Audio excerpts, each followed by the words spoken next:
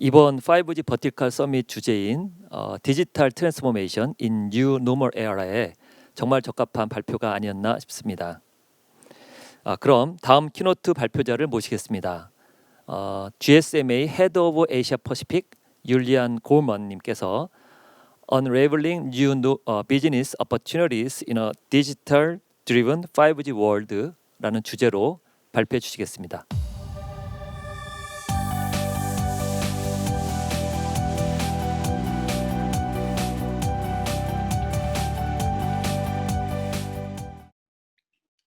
Mr. Ji-Hyung Jeong from Kyung-hee University, Hakan Saval from Ericsson, Ji-Young Park from Samsung, distinguished speakers and guests, good morning, and with the deepest appreciation from the GSMA, thank you for the invitation to address this very important 5G vertical summit today. We're a little over 18 months since the first launch of 5G in Korea, and Korea continues to be at the true heart and soul of 5G. And this event is testimony to the commitment and energy which continues to advance the potential and expectations for how 5G will transform our lives, the way we communicate with each other and the world around us, and how we entertain and learn, and most importantly for today, how industry and economy will transform. My name is Julian Gorman, and I'm the head of Asia Pacific. It is unfortunate I cannot join you here today, but I hope we will soon overcome the travel restrictions of the pandemic and also move forward in the same swift way that advances as Korea has shown with 5G. Firstly, a quick introduction to the GSMA. GSMA is a global trade association bringing together over 650 mobile operators from around the world and over 400 leading companies from the digital ecosystem to advance the use of mobile technology for inclusive economic growth and the transformation of society for a resilient and prosperous future. We recently announced our new board members, and I'd like to congratulate and welcome Dr. Hee-Yoon Mo-koo, the CEO of Korea Telecom, for his appointment, joining the other 24 global industry leaders from organizations such as AT&T, Verizon, and Docomo, who will help guide the work of the GSMA as we continue on the 5G journey. I should add, nearly all the first operators in the world to launch 5G are represented on the GSMA board, highlighting the pedigree and importance of leadership in this period. KT is a long-time friend and contributor to the GSMA's work, and I look forward to supporting KT on our board in the coming years. I have the honour of providing this keynote, and I know there are many interesting, insightful presentations to follow me. Today, I will focus on two key areas. The first is the insights from the GSMA research to outline the expectation of mobile operators from around the world, consumers and businesses, for 5G, and then second, the use cases we see occupying the focus of mobile operators as they grow through launch, but importantly, offering an opportunity for mobile operators to extend their service beyond home borders. Recently, the GSMA conducted a survey of mobile operators around the world to understand what they were seeking from the 5G era on their business. The first question was what they hoped to achieve from a 5G network. Importantly, what you can see is the most popular response was to drive incremental revenue. The mobile industry has for many years in mature and advanced markets been struggling to grow revenues and move beyond core services. 5G is considered a new door and a new opportunity to develop incremental revenues. Obviously, those revenues come with significant CapEx investment, and many mobile operators are striving for CapEx and OpEx cost reduction to arise from a 5G network. Much has been said about the improved efficiency or cost per megabyte of a 5G network, but certainly in the short term and during the launch phase when fresh networks are empty, there is a cost implication for mobile operators which must be considered. So how are we going to achieve the diverse aims of cost savings and revenue generation? When it comes to revenue, it's about leveraging the transformative features of 5G to support new innovation not previously possible over a mobile network. Key is the ability for 5G to support massive IoT and for the network to support quality of service through slicing, edge, and the massive throughput. Obviously, this opens the door for targeting industry verticals with specific network features, and combined with the big data and artificial intelligence, is going to be the foundations for industry transformation. On the cost side, it's about network virtualization and automation. Virtualization over cloud optimizes capacity and reduces overhead for new service deployment and adaptation to network demands, while automation will allow massive reduction in resources and complexity of resource management. The big issue, of course, is, where is that new revenue coming from? Consumer or enterprise? For a number of years, the story has been about 5G being an enterprise technology, and there is no doubt that 5G has an enabler there. But perhaps the enthusiasm for enterprise has overlooked the emerging reality that consumers, as a source of incremental revenue, should not be dismissed. The Gsma also conducts an annual survey of consumers from across the globe to determine trends in consumer expectations. Between 2018 and 2019, the survey showed that while speed is still the number one priority, it is a reasonably static priority. This is an interesting data point, as it reflects that last year, as 5G networks were starting to launch, the percentage of consumers looking for faster speeds is not changing. Also note, the survey included some markets where 5G had launched. But this is a promising data for the 5G era. Encouragingly, is we are starting to see downward trend in the focus on tariff and coverage, which suggests 4G networks are starting to reach the full population with quality and consistent coverage. But most importantly, there's an upward trend in interest in new services and connecting the lives and homes to the internet. The rise of the smart home and small office is driving an explosion in connectivity demand, albeit much over fixed broadband, and the pandemic has accelerated that or elevated that. Fitness watches and other personal and mobility devices are providing mobile operators with a surge in demand. Not specifically highlighted here, but especially relevant in Asia, is the explosion in gaming and esports. The gaming community is growing rapidly, and as more and more gaming also translates to mobile with 5G networks, the potential to democratize gaming across emerging and less prosperous markets of Asia is creating an almost instant customer base for new 5G networks. In summary, mobile operators should not dismiss consumers as a viable revenue increment, and especially in the first months of launch, a bunch of gaming friends playing games across the city and in parks and public transport may be the revenue that allows mobile operator CFO to rest easy with his investment approval. But we are here to talk about enterprise, and a staggering 83% of mobile operator CEOs are looking for enterprise and government to be the source of incremental revenue from 5G. It comes as no real surprise that a forecasted 50 billion IoT devices will be in the network by 2030, and with the bulk of those from enterprise, it's understandable the CEO's interests. Now, 5G is not the first time mobile operators as an industry have thought that enterprise was going to be the source of the revenue for a new generation. I was the global head of marketing for mobile broadband at Vodafone in 2006, which was the time the world was just starting to launch HSDPA. In Korea, it was the era of e-video Rev B.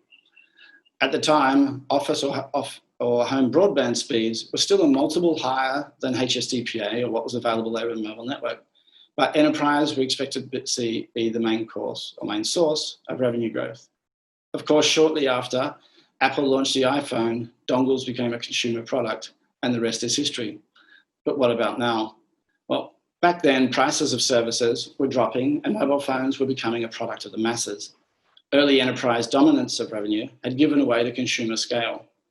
5G performance now vastly exceeds what is possible with a fixed connection when you consider mobility and ease of deployment. And while some mobile operators enjoy high enterprise revenue bases, as you see here with people like BT and SoftBank, there is significant upside for many operators to reach those levels or even exceed them.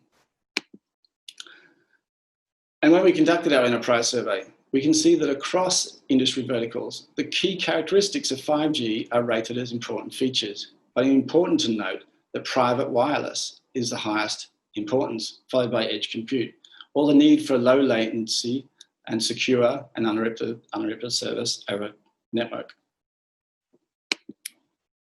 There are clearly opportunities in 5G. The technology allows an era of innovation and transformation that will extend beyond communication, but to the transformation of industry, government, and the way we interact with each other. For mobile operators, revenue growth is a strategic imperative, whether it's from consumer or enterprise. Enterprise and consumer markets are both now representing opportunities where 5G technologies are a critical enabler. But as the digital services, perhaps, that are enabled by those technologies that are more important than the 5G itself. So where are we at globally with 5G deployments? There's now, as of September, 101 live services with 77 more in the pipe, giving around 178 networks across 80 countries. In Asia, as you can see in the slide, we've seen markets launch which do not have a history of being the first to launch a new technology, but they've seen 5G as a catalyst for economic transformation. But unfortunately, I believe in some markets, the political urgency to launch has perhaps overlooked the intense ecosystem development and planning that Korea went through. Fortunately, we do see Korea and other pioneering markets providing a North Star for other markets to refer to provide some minimum scale of innovation and to support global 5G development. Their work in coming together to stimulate the ecosystem provides a benchmark for other countries to consider to ensure that there is a sustainable and growth 5G ecosystem. What you see here is the familiar list of key use cases that has been widely debated, and while many are still in their infancy, there are promising signs and they continue to hold.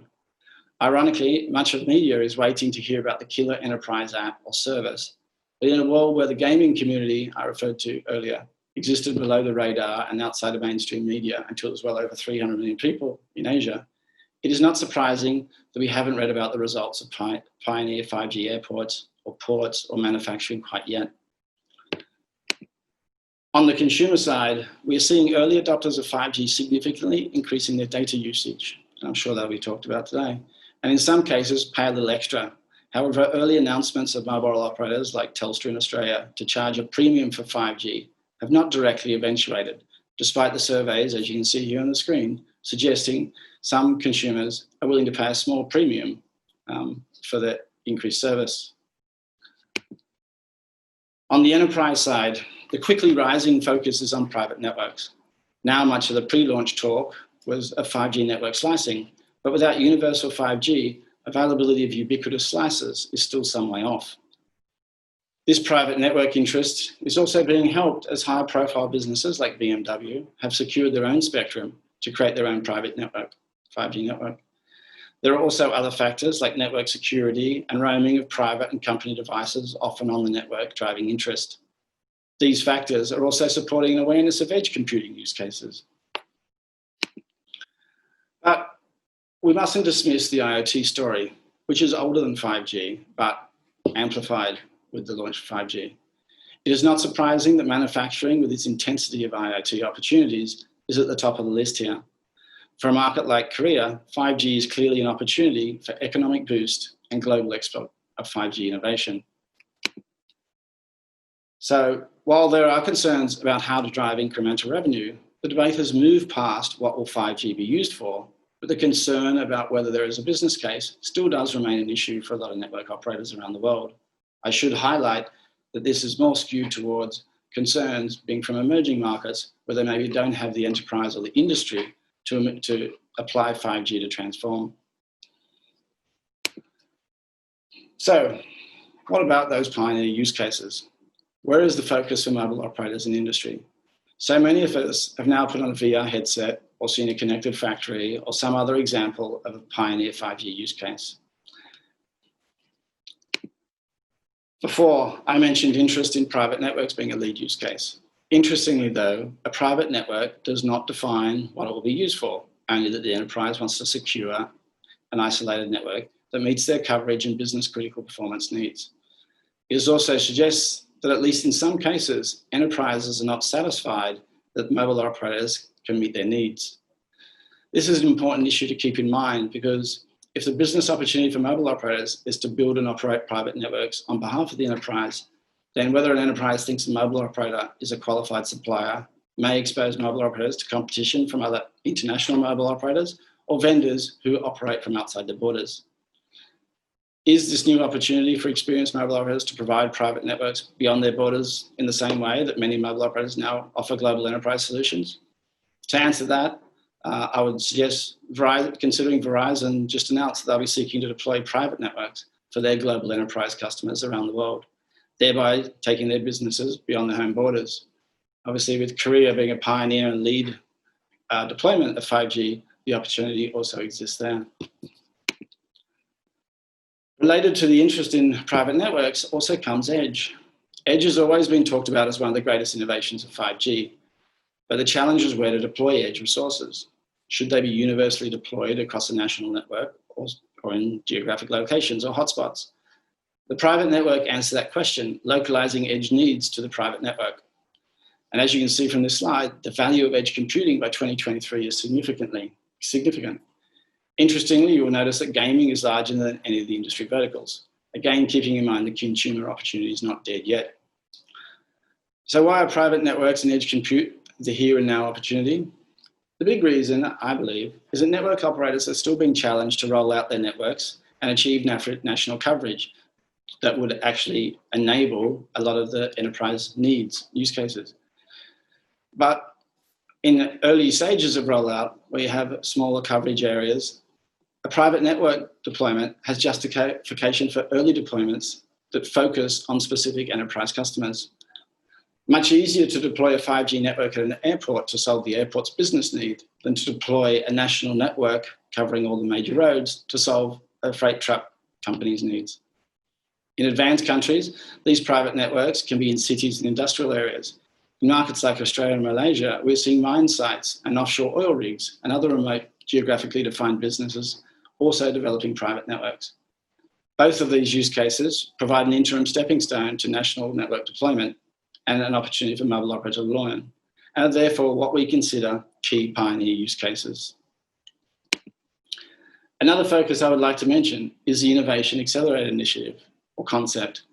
Many mobile operators have developed use cases for their own customers or invested in the development of specific use cases or started to operate startup or other innovation accelerator opportunities.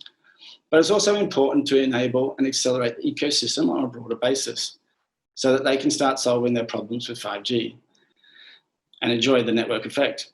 The Gsma recently joined a pilot program by Microsoft seeking to stimulate its enterprise customers to solve real problems with 5G on their Azure platform.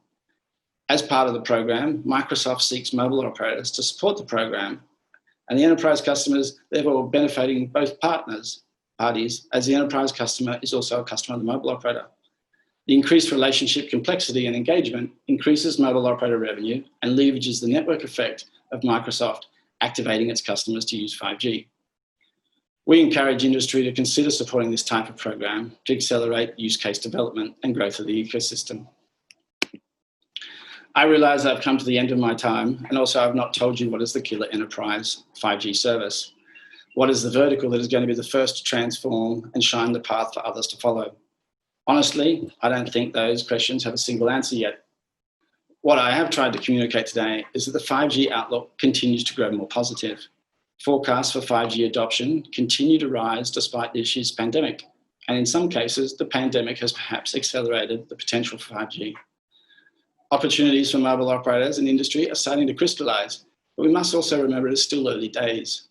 4G changed the world with smartphones and the platform economy, but for many people that arrived 6 or more years after launch.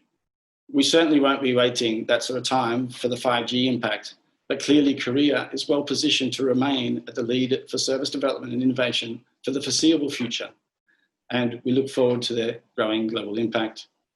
So today, thank you for the opportunity to address this forum and enjoy the rest of your day. Thank you.